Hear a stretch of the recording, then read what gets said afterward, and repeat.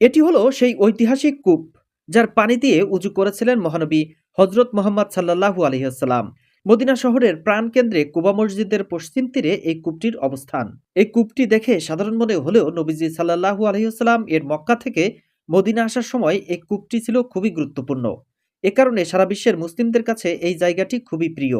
রাসূল সাল্লাল্লাহু আলাইহি ওয়াসাল্লাম মদিনায় হিজরতের পর সেখানকার মানুষেরা তাদেরকে স্বাগত জানাতে এই কূপের কাছে জড়ো হয়।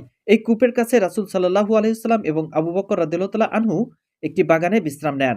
প্রচণ্ড রোদের কারণে আবু বকর রাদিয়াল্লাহু তাআলা আনহু তার চাদর দিয়ে রাসূল সাল্লাল্লাহু আলাইহি ওয়াসাল্লামের জন্য ছায়ার ব্যবস্থা করেন। আর মদিনার লোকেরা এই কূপ থেকে পরিষ্কার পানি এনে দেন। পাথরের দেয়াল দিয়ে বাঁধাই করা এই কূপটিতে এখনও টলমলে পরিষ্কার পানি রয়েছে, যা এর ঐতিহাসিক গুরুত্ব ধরে রেখেছে।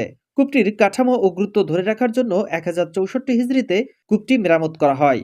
তবে বর্তমানে দর্শনার্থীদের বিশ্রাম নেওয়ার জন্য বসার জায়গা এবং হাঁটার পথ সহ বাগানটিতে ঘুরে দেখার জন্য নানা ব্যবস্থা রয়েছে।